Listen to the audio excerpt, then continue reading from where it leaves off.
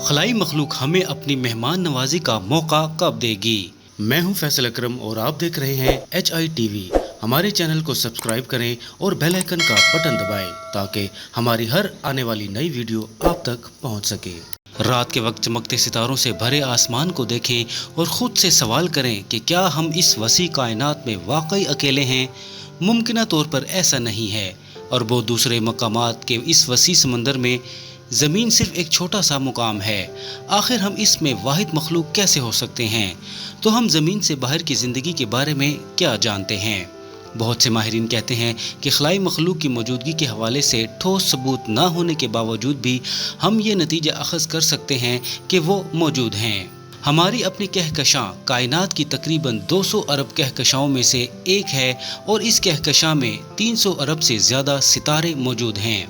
हमारा अपना सितारा यानी सूरज ज़मीन पर ज़िंदगी का सबसे अहम ज़रिया है और साइंसदान मुस्तकिल इन सितारों के गिर्द गर्दिश करने वाले सैयारों को दरियाफ्त कर रहे हैं जिन्हें एक्सोप्लैनेट कहा जाता है। जो टेक्नोलॉजी अब हमारे पास मौजूद है इसकी बदौलत हम इन एक्सोप्लैनेट्स का तफसील से मुआयना कर सकते हैं।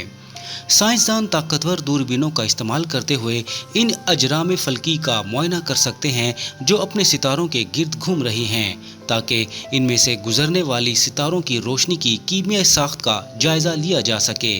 इसे स्पेक्ट्रोस्कोपी कहते हैं। इसमें सबसे अहम चीज़ ये है कि इस अमल के ज़रिए ज़मीन से मिलती जुलती कीमियाई साख्त को तलाश किया जाए, जिसका मतलब ये है कि ज़मीन जैसा माहौल कहीं और भी मौजूद है, शायद हज़ारों नूरी साल दूर, जहां मुमकिन तौर पर हमारी जैसी ज़िंदगी मौजूद हो सकती है। इस हवाले से मिलने वाले इशारे हौसला अफजा हैं। बरतानिया में यूनिवर्सिटी ऑफ मैनचेस्टर में एस्ट्रोफिज़िक्स के प्रोफेसर टिम ओब्रायन कहते हैं कि हम सैकड़ों मुमकिन तौर पर रहने के काबिल सैयारों के बारे में जानते हैं। हम यकीनी तौर पर अगली दहाई या इससे ज़्यादा के अंदर अंदर एक ऐसा सैयारा तलाश कर लेंगे जहां मुमकिन तौर पर ज़िंदगी के सबूत मौजूद होंगे। इस हवाले से सबसे ज़्यादा हौसला अफजा सबूत तो हमें ज़मीन से ही मिला है। जानदार ऐसे बहुत से मकामात पर पाए गए हैं जिनके बारे में पहले समझा जाता था कि यहाँ माहौल ज़िंदगी के लिए मुनासिब नहीं। ऐसी जगहें जहाँ सूरज की रोशनी या तपिश नहीं पहुँचती, मिसाल के तौर पर हमारे समुद्रों की गहराई में। माजी में हमारा ये मानना था कि ज़िंदगी सिर्फ किसी ऐसे सियारे पर ही मौजूद हो सकती है जो अपने मकामी सितारे से एक ख़ास फासले पर मौजूद हो। ज़मीन के ऐसे मकामात पर ज़िंदगी की मौजूदगी ने इस इम्कान के बारे में हमारी आंखें खोल दी हैं कि चाँद पर भी माहौल ज़िंदगी के लिए साजगार हो सकता है। माहिरीन खबरदार करते हैं कि अगरचे इस बात के इम्कान बहुत ज़्यादा हैं कि वहाँ ज़िंदगी मौजूद है, लेकिन फ़िलहाल ये जानना मुश्किल बल्कि शायद नामुमकिन है कि ये ज़िंदगी कितनी ज़हीन है।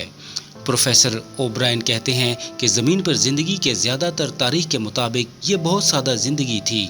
हकीकत में ये अरबों साल तक बैक्टीरिया की ज़िंदगी थी और ये बहुत से वाक़यात का एक सिलसिला था जिसके नतीजे में हमारे सैयारे पर कसीर खिलवी ज़िंदगी मुमकिन हुई।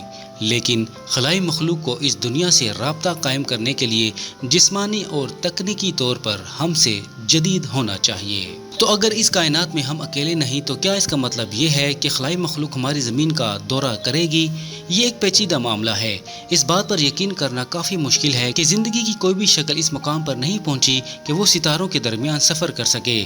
तो हम जहां तक हम बता सकते हैं ये अभी तक हुआ क्यों नहीं। खलाई साइंसदान डॉक्टर मैगी एड्रियन पोकॉक कहती हैं कि हमारा सबसे बड़ा मसला ये है कि हमारे पास ज़िंदगी की सिर्फ एक मिसाल मौजूद है और वो हमारे अपने सैयारे पर इसकी मौजूदगी है, लेकिन ये मुमकिन तौर पर कायनात में किसी और जगह ब्लूप्रिंट नहीं।